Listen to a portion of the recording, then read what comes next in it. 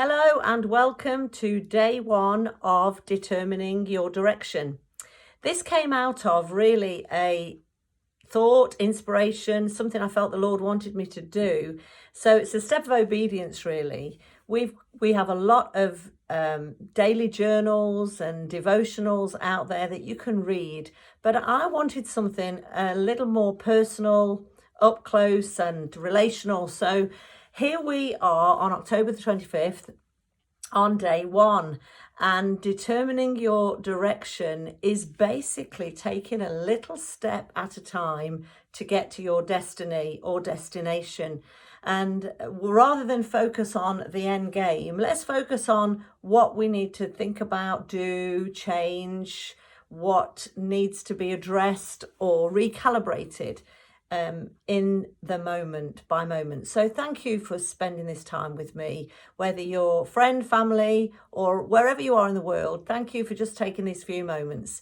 We'll spend about 10 minutes each day just thinking about an aspect of what it means to determine the direction that you're taking. And we live in an information overload generation. It's almost as if there is so much information coming at us, it's difficult to take a step back and process what's coming at us. In fact, some of the figures are quite astonishing, which I was looking at a few weeks ago. So I want to just share these with you as we kick off. Apparently, it took 4,350 years for knowledge to double the first time, whatever year that was. It took 1,250 years the second time, 350 years the third time, 24 years the fourth time, 5 years the fifth time, 3 years the sixth time, 1.5 years the seventh time, and since 1986, which wasn't that long ago, knowledge has been doubling every year. And one of the major computer manufacturers predicted that by 2020, knowledge would be doubling likely every 11 to 12 hours. So we've got this information tsunami coming at us, which is difficult for us to process. And more than taking in knowledge and information, we need relationship. We need one another. And so this devotional is going to be much more sharing life and some of the things that I've going through, so that together we can grapple with those issues. And on the journey, I'm going to be praying for you guys and sharing your part. If you want to comment or connect in some way, you can tell me what you're going through and how this is relevant to you. I want it to be relevant. I want it to make a difference, and I'm going to need your help in that. So do stay with the journey and we'll see where we get to. So today's a little bit of an intro. Tomorrow we'll look at some of the obstacles, and then we'll jump in with a different aspect each day. We are a product of our decisions, not a product of our circumstances. Our circumstances we can't control often. The circumstances around us, the situations we get ourselves into or we find ourselves in, but we can actually determine the choices we make, the perspective we have, and it's those sorts of things I want us to grapple with and see. One of our greatest weapons against negativity and against stress and against some of the things that cause us to be discouraged is the ability to choose one thought above another. And that might be a whole kind of thing we want to unpack at some point. But I know it's going to be a great time together, and it's going to be a discipline. It's certainly going to be a discipline for me to do this every day. And I won't always be here. At the moment, I'm in what was originally my prayer space. It was one of our spare rooms at home, and we'd set it aside as a prayer room that could double up as a bedroom if we needed to. So it was a little bit multi-purpose. But of course, COVID came along, and we had to make it into our studio, our home studio. And so I'm reclaiming it a little bit to do these devotional kind of journey with you. I'm reclaiming the space and it will be, as I said, a discipline, which I'm looking forward to. So in determining our direction, we need people around us, and you might want to think about people you could share this with, people you could talk about what we're going through together with, so you can involve other people on the journey. We need others to sharpen us. We need others to mirror back to us. We need others to encourage us, lift us up, and we just need one another. And we also want to think about the vision and the horizon that's before us, some of the things that maybe are dormant within you, some of the dreams that you've let go of. We want to think about refueling them and reigniting some of that excitement for the possibilities.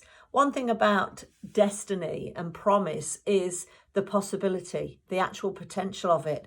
And so we need to think about that. I'm sure if you're going to commit to coming on this journey with me for the next 30 days, you're going to be thinking, well, what do I want at the end? Or what would I like the outcome to be? And so we will, at the end, do a review and we will look at some next steps. I have no idea where it will go to at the end. So we'll all be in for a surprise there. And it is the small decisions that we make that actually go towards the huge strides that we take. If we just keep going at it little by little, we will be able to look back and say, look how far we've come. And we can also ask the Lord to help us wherever you are in your journey with the Lord. He's made us for relationship and he's made us for destiny. And so that's something that we can ask him to be involved and say, Lord, the things that I'm not sure about, that I'm having difficulty with, that I can't process very well, help me in these next 30 days as I determine the direction that I'm taking. So I'm here to encourage your journey, to share the small steps with you, to champion your victories and to lift your arms up when you're feeling weak or weary or as if you've made a mistake. There is a promised land for each one of us, and it isn't in the by and by somewhere. The promised land is here. How can I say that? Because, you know, in the Bible, it talks about the promised land a lot, and it talks about the promised land in the sense of the Lord always has something ahead that's better than. He always wants to bring the breakthrough. He always wants to lift us up. He always wants to take us higher. But the thing with promised land is it is a land of promise that you can almost add to that your dreams fulfilled, your desires satisfied, your vision realized, whatever it might be, it's better than where you are. But the Bible also talks about another land. It talks about the wilderness land. And the wilderness land is the land you have to go through to get to the promised land. The interesting thing is in the natural is that the wilderness, the Negev and some other parts of the wilderness that actually make up the most part of the promised land. So the wilderness is in the promised land. So whatever you are going through today, it is part of the promise. Oh no, what do you mean by that? It means that there is the potential for everything in our lives to be used to get us to our destination and to our destiny. So the wilderness is not something to be resisted or thought of as bad. Whatever it's bringing up in our lives, that wilderness place is actually going to be for a greater place, greater glory, greater part as we move through. So no matter what it is, whilst you're journeying, the Lord wants you to press on and press on rejoicing. I'm excited about the next 30 days. And as I started this today, it was a little bit like, I know this is a step of obedience I'm taking, but it felt like jumping into the swimming pool, you know, will I make it or not? I can remember sitting at the edge of a swimming pool with a friend of mine, and I was desperate to learn how to dive. I can jump in feet first, but to sort of dive in head first is another thing altogether. or standing at the top of a mountain, black run say, or red run if you're not very confident, knowing that there's only one way down, and it's that moment, or that it's awful if you just stay there and you're almost paralyzed with fear of taking that first step, but you know that sooner or later you're going to have to do it. And that's what it felt like this morning. I thought, well, I've committed to doing this. I want to do it, and I want it to be successful and fruitful for all of our lives. So I want you to commit to the 30 days.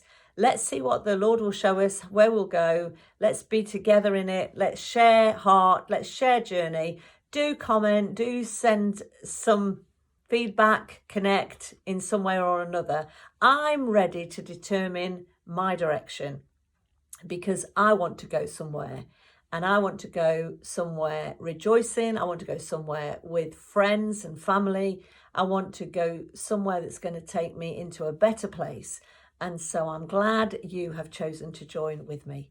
I look forward to joining again tomorrow. We're going to look at some of the obstacles that we might face in determining our direction before we look at some great aspects to put into our lives. So thank you for this time today. It's been my joy and pleasure. And we'll say, let's go forward focused and not past possessed.